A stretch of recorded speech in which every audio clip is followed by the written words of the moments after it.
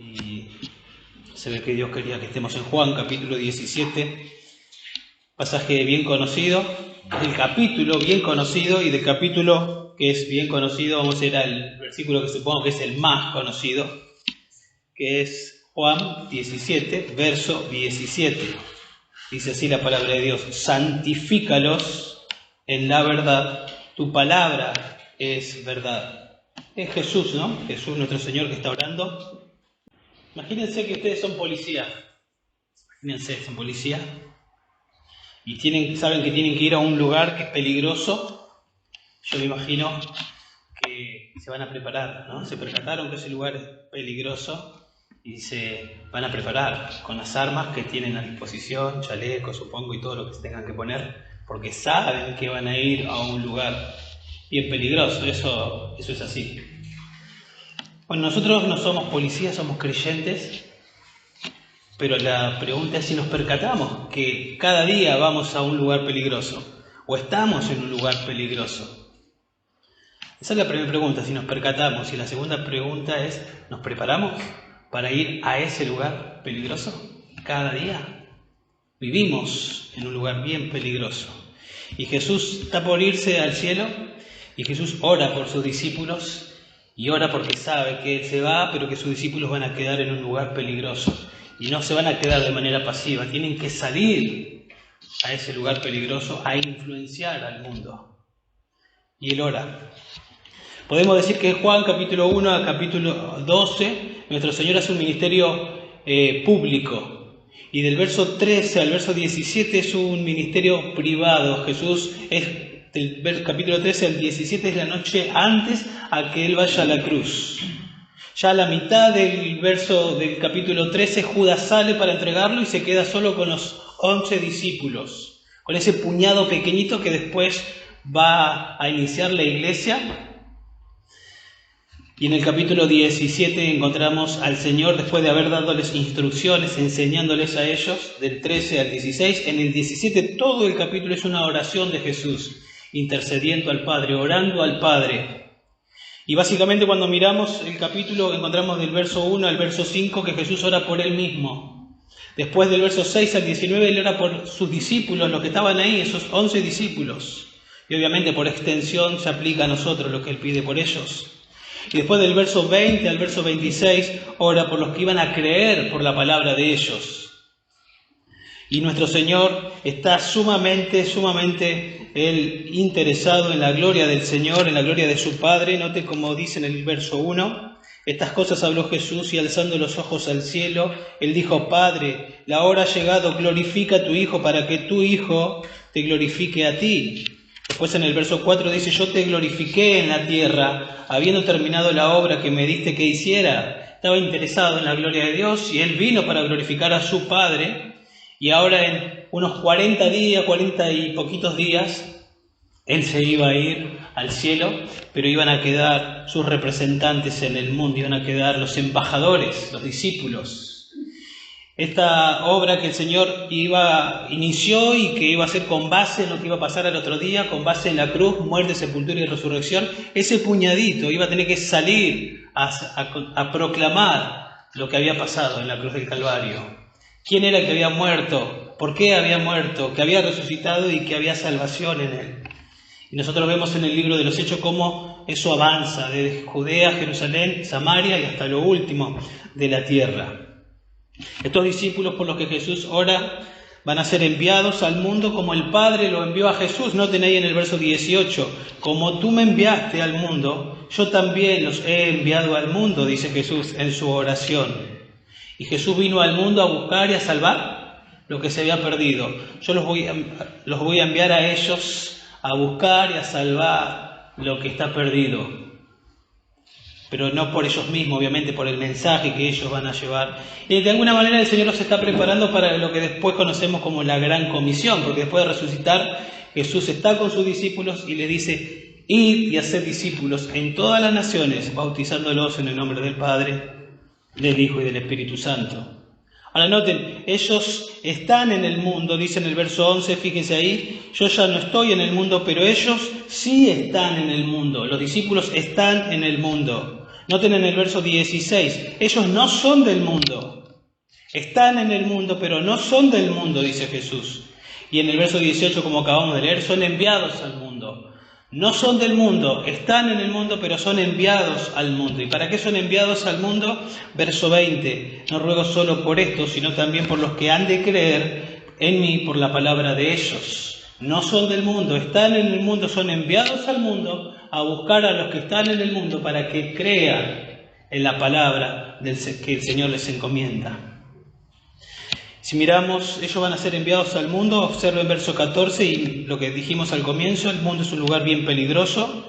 Yo les he dado tu palabra, dice verso 14, y el mundo los ha odiado. El mundo es un lugar peligroso, odiaron a Jesús, odiaron y van a odiar a sus discípulos y así va a ser.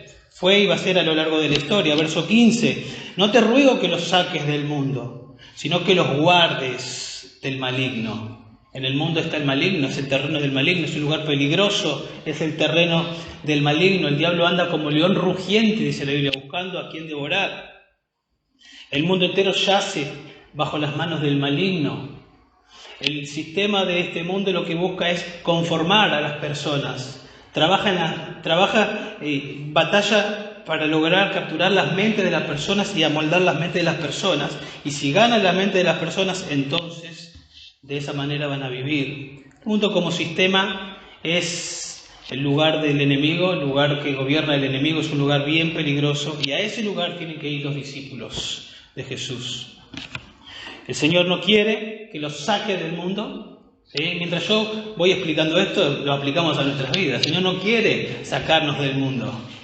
No quiere. Pero fíjense que el Señor en la parte 15, en el verso 15, en el verso B, pide protección. No los saques del mundo, pero por favor, guardalos, protegelos, guardalos del mal, dice Reina Valera de las Américas, dice del maligno, porque puede ser que esté hablando del diablo, ¿sí? Que obviamente ejerce mal. Ahí en Filipenses capítulo 2, verso 15 al 16, Pablo dice que vivimos en una generación maligna y torcida. Lo decía en su tiempo, ¿cuánto más ahora? Y en medio de esa generación maligna y torcida, Pablo dice que nosotros debemos ser como luminares en el mundo. Así como el sol, la luna, la estrella brillan, imagínense, sin eso sería el cielo opaco, brillan. De esa misma manera nuestra vida, la vida de los creyentes, no debe pasar desapercibida. El Señor te salvó y nos salvó no para que nuestra vida pase desapercibida. Tiene que haber una influencia de nosotros en el lugar donde estamos. Y Jesús está hablando por eso. Bueno, el mundo es un lugar bien peligroso. La pregunta es, ¿cómo podemos dar testimonio en el mundo sin ser influenciados por el mundo? ¿Cómo podemos ir al mundo y no ser conformados por el mundo? ¿Cómo podemos ser guardados del mundo? Jesús ora por la santificación de los creyentes. Él ora, Él sabe que el mundo es peligroso. Y Él ora por la santificación de los creyentes. Esto es, si uno se pone a pensar y tal vez relacionarlo con Colosenses, estaba sentado y lo relacionaba con Colosenses. Él es la imagen del Dios invisible, Él es el creador. Y ese creador ahora estaba entre los discípulos y orando por ellos y por implicancia por nosotros, para que seamos santos. Dios orando por nosotros, para que seamos santos. Martín León, un pastor, ya está con el Señor. Él comenta sobre la frase, no los quites del mundo.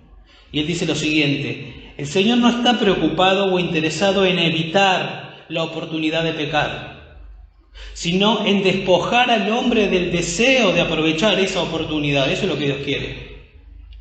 El Evangelio no consiste en sacar al cristiano del mundo, sino en sacar al mundo del cristiano. A Dios no le preocupa tanto cambiar las condiciones como cambiar a los creyentes. No los quite del mundo. El mundo sabemos cómo es y va de mal en peor. Pero yo oro por mis discípulos, dijo Jesús. Yo oro por ellos. Guárdalos del maligno, santifícalos, para que sean una influencia, para que no pasen desapercibidos, para que el poder del Evangelio se vea en la vida de ellos. El Señor quiere prepararnos para que salgamos al mundo y ser testimonios visibles y audibles. Que cuando nosotros hablemos, nuestra vida respalde lo que decimos. Que podamos hablarles de un mensaje glorioso y poderoso y que nuestra vida respalde, que nuestra vida haya sido y esté siendo transformada por ese mensaje que comunicamos. Entonces, ¿cómo podemos ser testimonios visibles y audibles del Evangelio en el mundo sin ser conformados al mundo? La respuesta es santificación. Esa es la respuesta. Y por eso Jesús oró, santificación. Y en este versículo vamos a ver 4 elementos que hacen a la santificación, que al meditar, al pensar, deben movilizarnos, deben motivarnos a buscar la santidad, a querer ser santos. En primer lugar, o el primer elemento, vamos a ver ahí el pedido de santificación. Jesús dice, santifícalos. Él está orando, santifícalos. La palabra santificar significa cortar para separar, separar de lo profano, separar para el uso exclusivo de Dios. Esa podría ser tal vez una definición de santificar. Ahora es muy importante entender esta palabra, cómo Jesús la usa, porque Jesús la está usando y aplicándola a los discípulos, pero también en el verso 19 Jesús la usa para aplicarla a Él. Y dice en el verso 19, y por ellos yo me santifico, para que ellos también sean santificados en la verdad. Dijimos que santificar es apartar, por lo tanto Jesús está diciendo, yo por ellos me aparto, ¿para qué? Para que ellos también sean santificados. O sea, para hacer posible el que los creyentes sean santificados, Él se santificó. Eso es lo que está diciendo, acá en el verso 19. En el capítulo 10, verso 36, Jesús dijo que el Padre lo santificó a Él y lo envió al mundo. Es decir, el Padre me apartó y me envió al mundo. Bueno, ¿qué significa cuando Jesús está diciendo que Él se santifica? Significa que Él se apartó o fue apartado, y obviamente en sintonía, en armonía con Él, no es que Él vino obligado, el Padre lo apartó, Él quiso venir para hacer la voluntad del Padre e ir a la cruz del Calvario. Cuando dice, yo por ellos me santifico, me aparto, para que ellos sean santificados, yo me aparto para hacer la voluntad de mi Padre, que culmina, podemos decir, en muerte, sepultura y resurrección. ¿Para qué? Para hacer posible que ellos sean santificados. Es decir, si Jesús no se hubiese santificado a Él mismo, no podríamos estar hablando de santificación para nosotros. Imposible. Podemos estar hablando de santificación porque Él se santificó a Él mismo para ir a la cruz y darnos salvación y santificación. La palabra santificar, cuando nosotros la encontramos en la Biblia, puede tener a lo menos 3 significados. Se puede estar hablando de santificación posicional. Eso es lo que ocurre cuando alguien es salvado, posicionalmente santo. Por ejemplo, en Hebreos 10:10 dice, por esta voluntad hemos sido santificados mediante la ofrenda del cuerpo de Jesucristo, una vez y para siempre. Santos posicionalmente, así nos ve. Cristo está en nosotros, el Padre nos mira y ve a Cristo, nosotros somos santos posicionalmente, pero también se puede hablar de santificación progresiva. Escuchen, Pablo la usa a las dos, posicional y progresiva, en un solo versículo, en 1 Corintios 1:2. A la iglesia de Dios que está en Corinto, a los que han sido santificados, posicionalmente eran salvos, llamados a ser santos. Fueron santificados posicionalmente, pero ahora no tienen que quedarse pasivos, tienen que crecer en santidad. Eso es santificación progresiva. Y esa es la voluntad de Dios para nosotros. 1 Tesalonicenses 4:3. La voluntad de Dios es vuestra santificación. Alguien dice, ¿cuál es la voluntad de Dios para mi vida? La respuesta debe ser que yo sea santo. Y el tercer significado de la palabra santidad, podemos llamarla la santificación perfeccionada, que es cuando estemos en la eternidad, cuando estemos en el cielo. Seremos perfectamente santos. Ya no lucharemos con el pecado, ni con la tentación, ni vamos a caer en pecado. Seremos perfectamente santos. Eso será una realidad también. Ahora, ¿en qué sentido Jesús está usando estos 3 sentidos? ¿En qué sentido Jesús está usando acá la palabra santifícalos en tu verdad? Creo que nos damos cuenta. Jesús no está pidiendo por la santificación posicional de ellos. De hecho, si ustedes miran en capítulo 15, en el verso 3, Jesús le dice, ustedes ya están limpios. Ustedes ya están limpios, le dice. En capítulo 13, verso 1 al 9, cuando Jesús le lava los pies a sus discípulos, ¿se acuerdan? Y llega Pedro. Y Pedro le dice, no, Señor, no me vas a lavar los pies. Pedro, si no te lavo los pies no tienes parte conmigo, le dijo Jesús. Entonces, Señor, todo el cuerpo. ¿Y Jesús qué les respondió? Ustedes ya están todos limpios, solamente los pies. Ustedes ya podemos decir posicionalmente, son salvos, son santos. Ahora es la limpieza, la santificación progresiva. Confiesen sus pecados y obedezcan a Dios. Jesús entonces está pidiendo que sus discípulos crezcan. Eso es lo que estaba haciendo Jesús acá en orar. No son del mundo, fueron del mundo, ¿sí? Fueron separados del mundo. Fíjense otra vez verso 14, no son del mundo.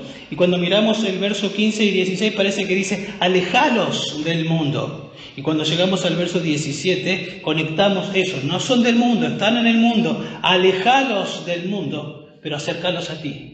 Y justamente eso es santificación. Alejarse del pecado, pero acercarse a Dios. Y acercarlos a ti a través de una relación íntima, a través de una relación profunda. Santifícalos en tu verdad, tu palabra es verdad. Porque eso es, ¿no? La santificación, la salvación incluye la santificación, pero no solo la santificación del inicio, sino una santificación progresiva, creciente, en más santidad y en menos pecaminosidad. Jesús está pidiendo que su pueblo refleje el carácter de su Padre. Allá cuando vamos a Levítico, capítulo 11, versos 44-45, después de que Dios sacó con mano poderosa, y todos sabemos que lo sacó con mano poderosa después de las 10 plagas, los sacó y está con ellos en el desierto, y habla a través de Moisés. El Señor les dice, yo te saqué de la tierra de Egipto con mano poderosa, yo te saqué. Entonces sed santos, porque yo soy santo. Yo te separé de Egipto, pero te separé, te redimí de Egipto, pero para que seas santo porque yo soy santo.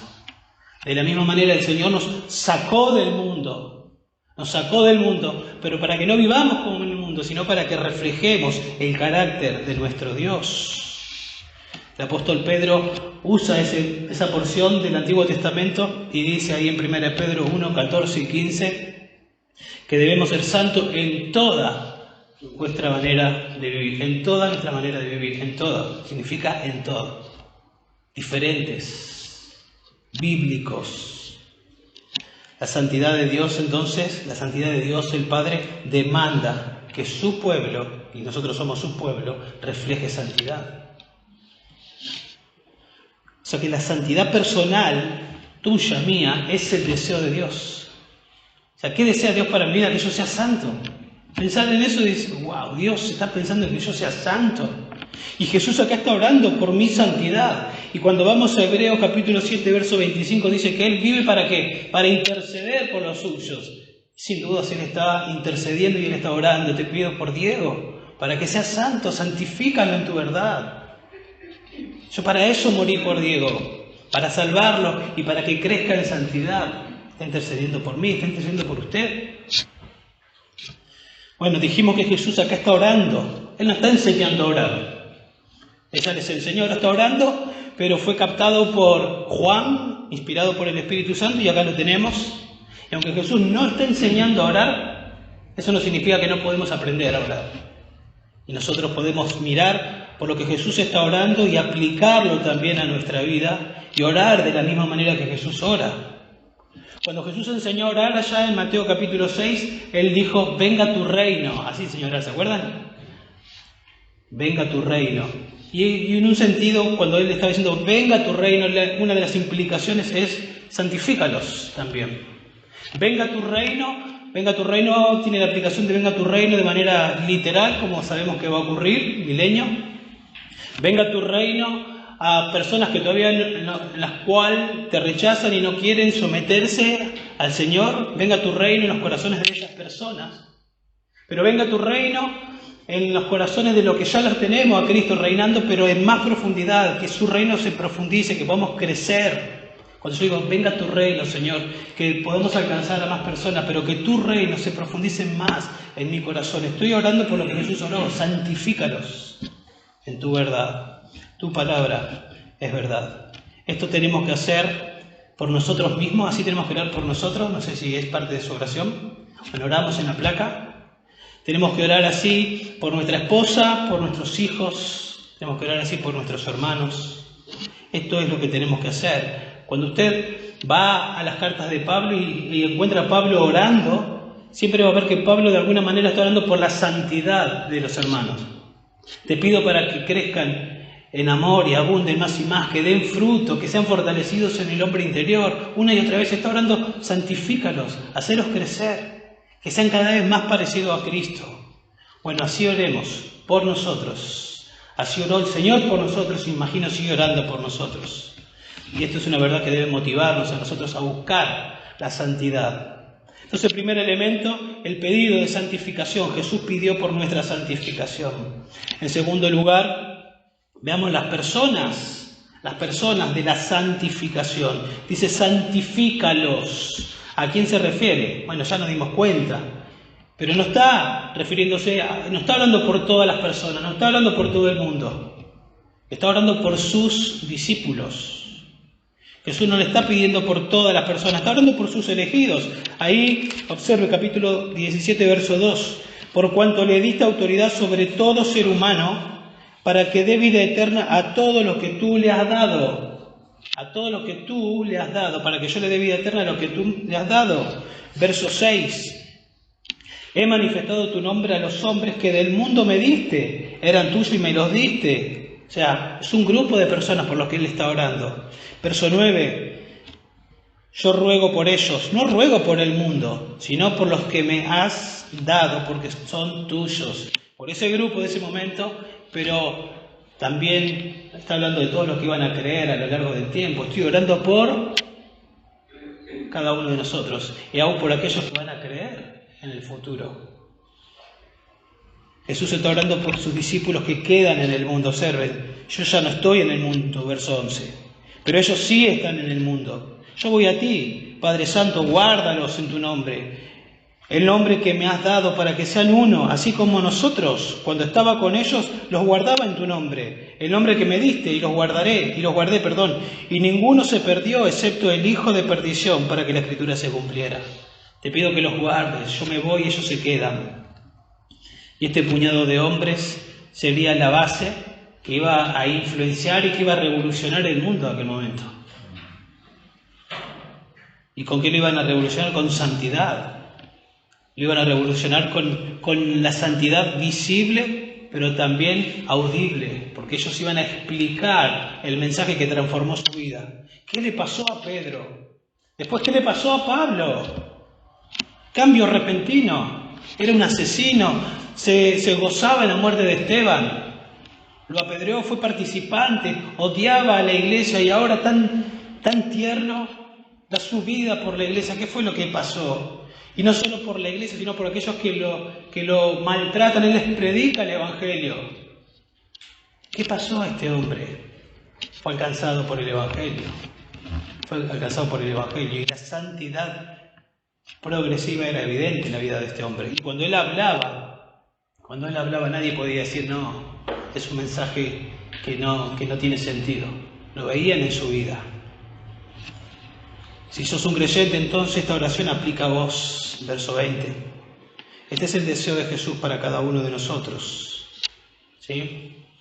Esto es algo que debe estar ocurriendo en tu vida y en mi vida. Santificación progresiva. Porque la Biblia dice que Jesús dijo ahí, ¿se acuerdan? Ante la tumba de Lázaro. Señor, te doy gracias. Cuando Lázaro resucitó. Yo sabía que siempre me oyes. Estaba agradeciendo, le había pedido y el Señor y el Padre le concedió la petición. Y dice, yo sabía que siempre me oyes, porque el Padre siempre concede la oración de su Hijo. Y él oró y está orando por la santificación de los suyos. ¿Ustedes piensan que el Padre no lo oye? Por lo tanto, si eso no se está viendo en la vida de alguno de nosotros, como siempre decimos, hay razones para desconfiar si somos o no somos del Señor. Porque alguien que es del Señor va a crecer progresivamente en santidad. Se va a ver el poder del Evangelio. Se va a ver, sin dudas. La oración de Jesús debe estar siendo entonces respondida en tu vida, en la vida de cada uno de los creyentes.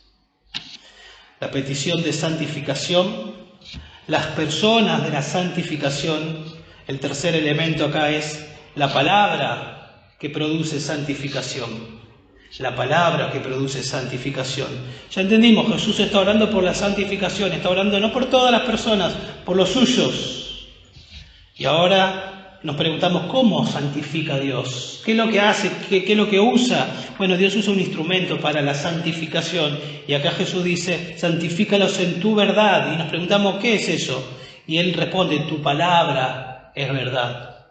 Tu palabra, esta palabra que tenemos acá, esto es verdad. Cuando dice en tu verdad, en esa preposición nos está diciendo que es el instrumento por medio del cual Dios utiliza para la santificación de cada uno de sus discípulos. Y cuando dice en tu verdad, podemos definir la verdad como la realidad, ¿sí? Como la realidad. Las cosas realmente es como son. ¿Cómo son las cosas? Como Dios dice. Como Dios dice, así son las cosas. La veracidad divina significa que Dios representa las cosas como son. Ya sea hablando de Él mismo, Él dice que Él es omnipotente, eso es verdad.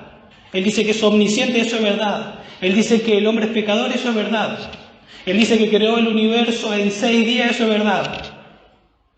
Él dice que el diablo es un mentiroso, eso es verdad. Él dice que el mundo es peligroso, eso es verdad.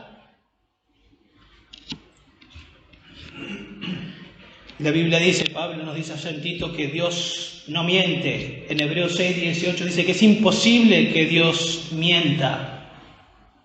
Y en el texto que estamos mirando, santifícalos en tu verdad, tu palabra es verdad. Segunda de Timoteo 3:16 al 17. Toda la Escritura, toda, de Génesis hasta Apocalipsis, del capítulo 1, verso 1 de Génesis hasta el último capítulo de Apocalipsis. Toda la Escritura es inspirada por Dios, salió de Dios, toda la Escritura.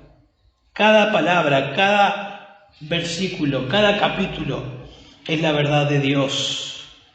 Y es útil para enseñar, redarguir, corregir e instruir en justicia, para enseñarnos lo correcto, para corregirnos de lo incorrecto, para llamarnos la atención, para traernos de nuevo al camino, para instruirnos, para que seamos santos, a fin de que el hombre de Dios sea perfecto, enteramente preparado para toda buena obra. El que nos salvó no por obras, pero nos salvó para buenas obras. ¿Cómo vamos a transitar esas buenas obras? La palabra de Dios te capacita para toda buena obra. La palabra escrita de Dios entonces es por lógica verdad e infalible. Dice el Salmo 119, 160, la suma de tu palabra es verdad. No es que vamos a encontrar en un lugar algo que es más verdad que otra verdad. O acá puede ser que no sea tan... Escuchaba, no me acuerdo de qué se me viene a la mente, no lo tengo anotado, pero que aparentemente salió Ricky Martin a decir que la Biblia no tiene autoridad, que la Biblia no tiene la capacidad, no puede decirnos qué está bien, qué está mal. La palabra de Dios es verdad, lo que Dios dice es absoluto, no hay grises. Lo que Dios dice, eso es verdad. Y dice que lo que practica este hombre es homosexual, ¿no? Es la homosexualidad, eso, punto.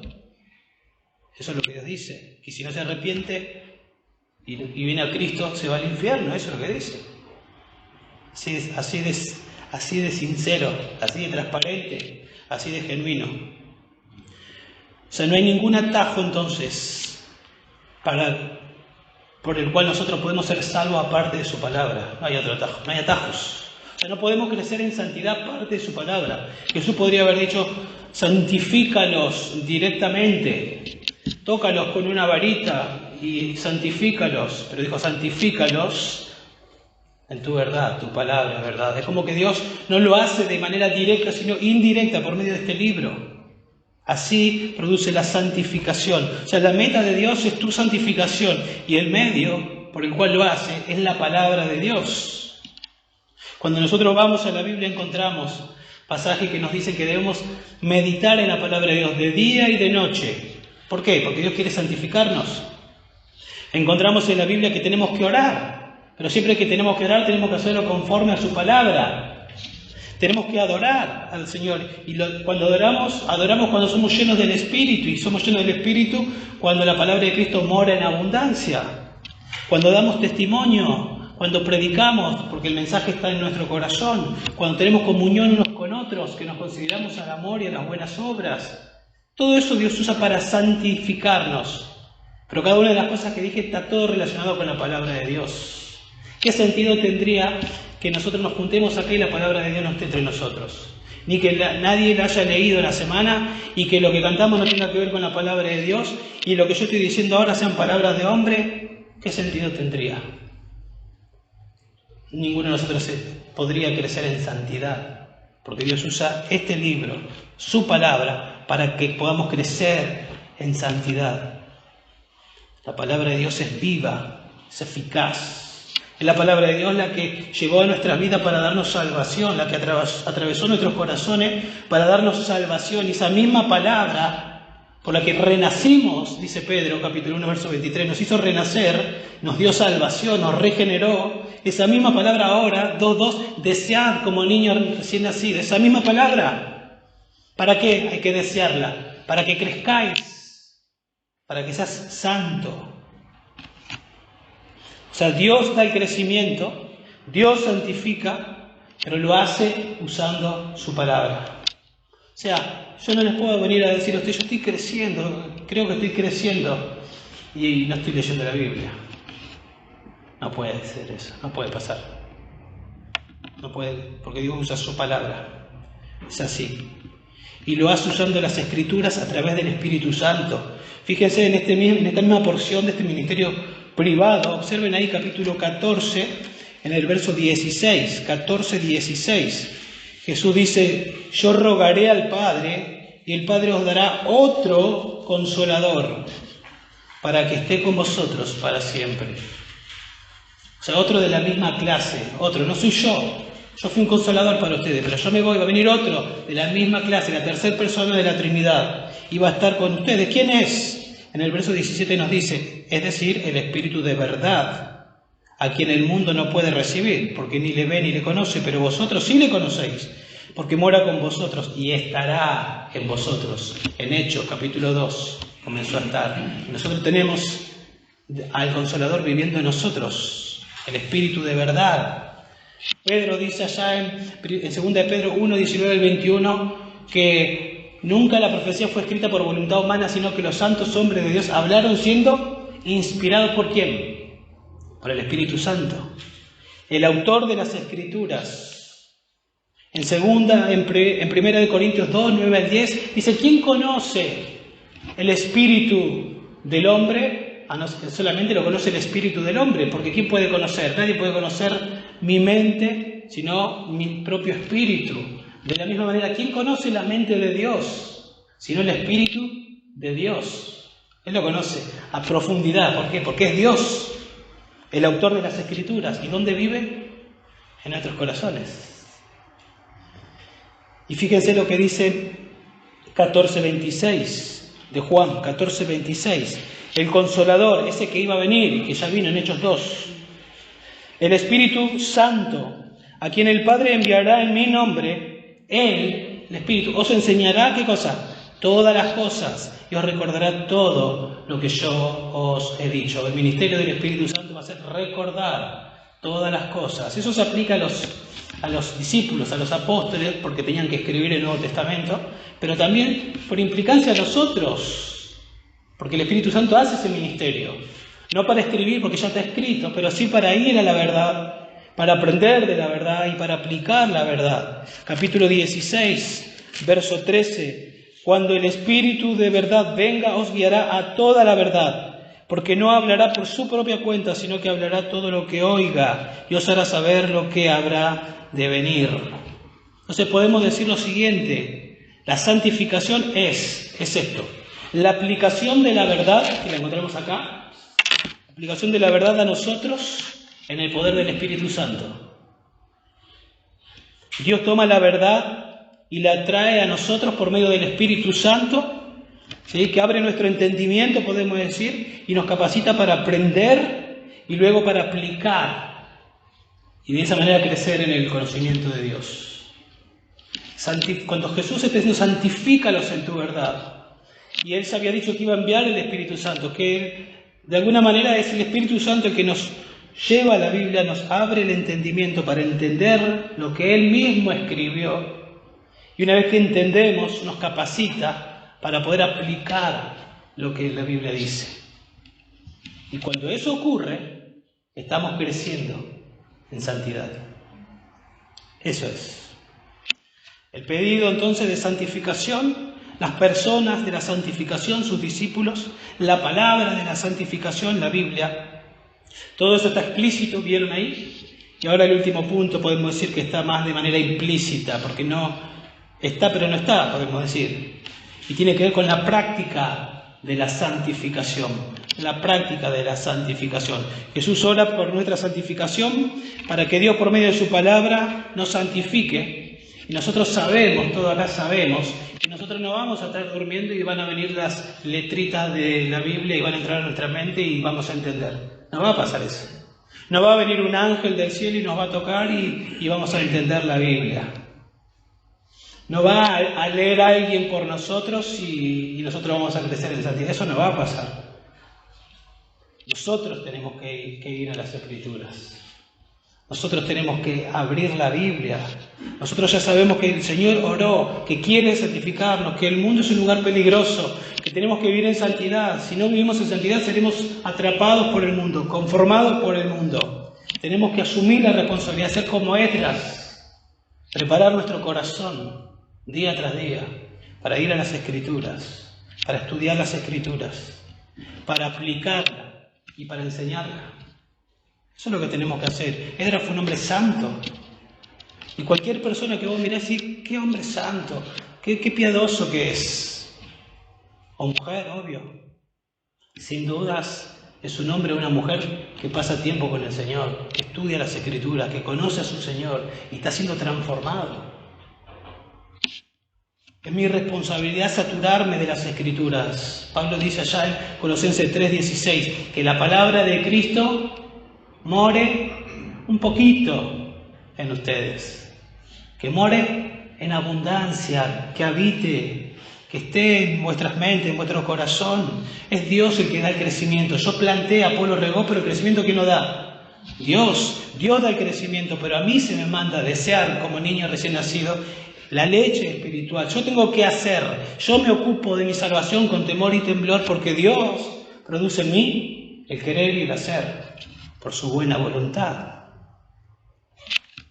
Jesús dijo que a sus discípulos que deben permanecer en su palabra.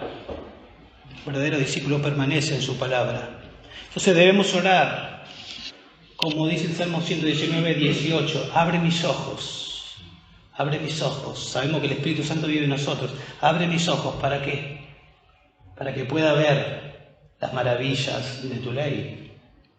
Eso implica que si yo no oro y no dependo del Espíritu Santo, probablemente no vea las maravillas de su ley.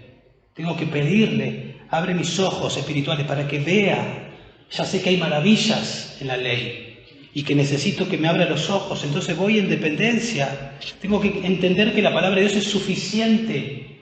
Dice el Salmo 19, versos 7 al 9, que la palabra de Dios es perfecta, alegra el corazón, etcétera, etcétera. Pero todo lo que necesitamos para la vida y la piedad ya nos fue dado. Todo lo que necesitamos. Y yo tengo que ir a las Escrituras sabiendo que todo lo que necesito para vivir en santidad y para tener una vida piadosa está acá. Y el Espíritu Santo me quiere abrir los ojos para que yo lo pueda entender. Y Jesús oró y ora por mi santificación. Y tengo el instrumento que Dios usa, tengo las cosas dadas para poder hacerlo.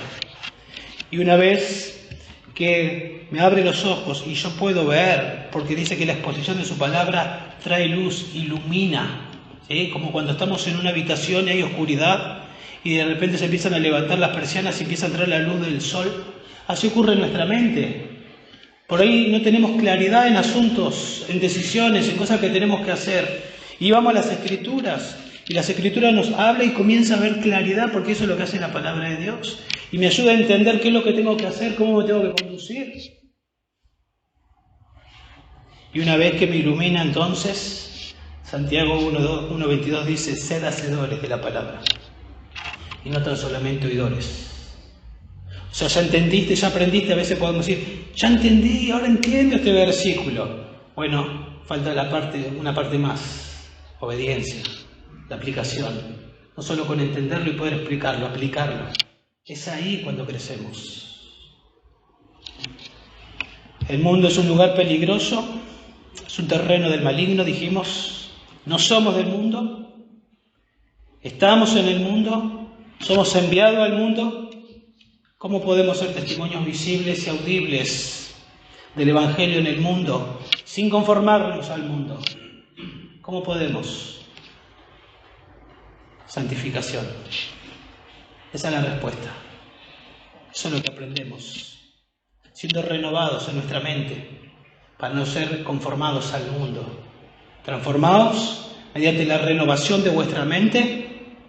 ¿Sí? Así dice. Y no os conforméis a este mundo. Todos lo sabemos.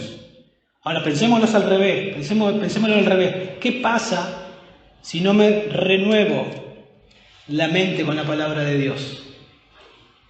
Voy a ser conformado por el mundo. Y leí en la semana en un libro que dice, a veces pensamos que el cristiano mundano, porque va y tal vez pensamos en alguien que se empieza a revolcar en el pecado, y no necesariamente eso.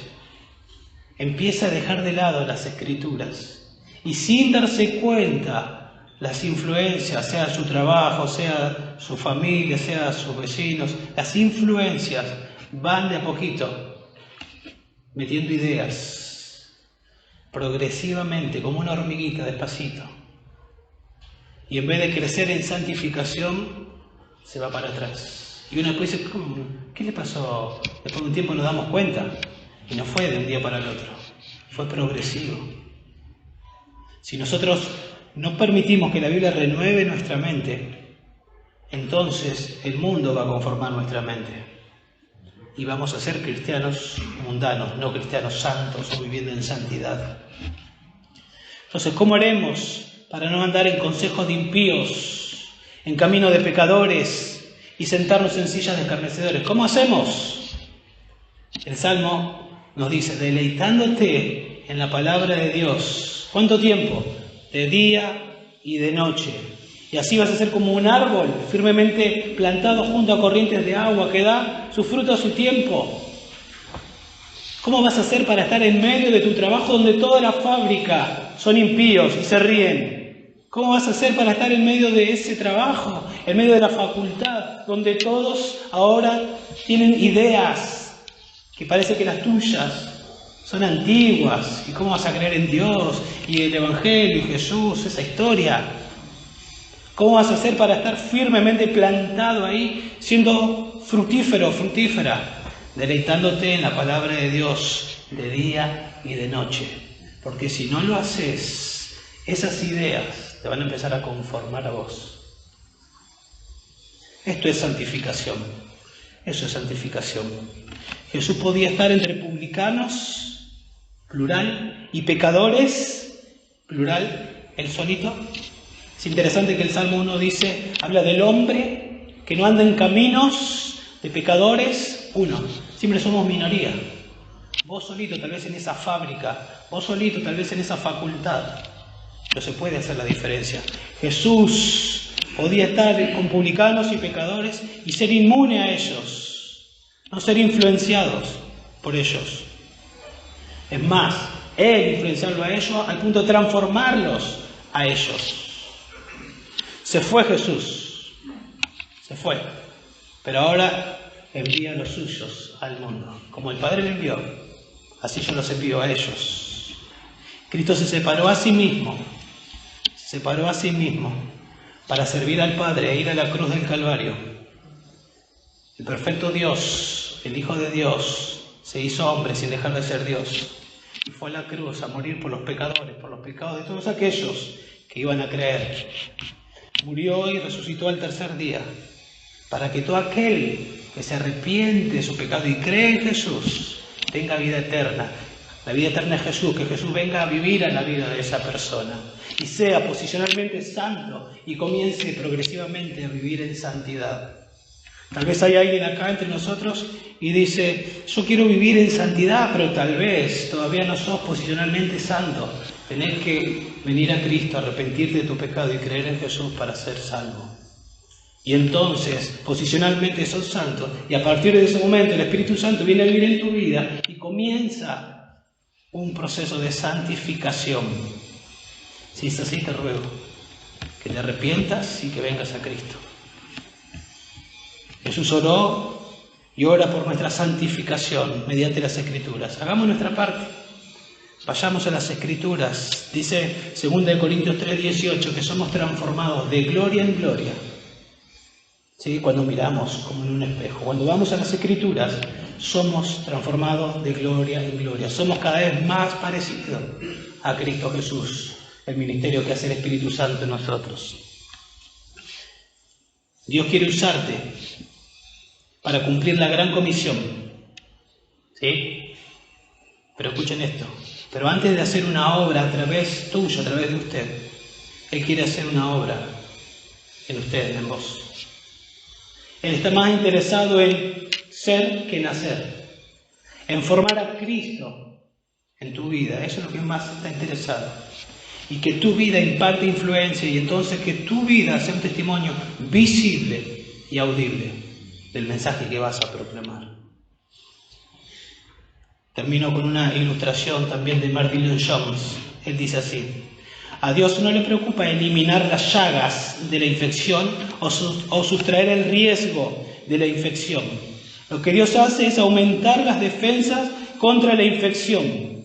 Esta seguirá ahí, es imposible detenerla. Nuestra tarea es ingerir tanta leche pura de la palabra que nuestras defensas crezcan a full, de manera que podamos vivir en un sanatorio de infecciones y ser inmunes. Los gérmenes están ahí, pero tenemos tantos anticuerpos que los destruyen en el momento que nos atacan. Que la palabra de Cristo more en abundancia. Jesús oró por nuestra santificación y sin duda lo sigue haciendo por nosotros.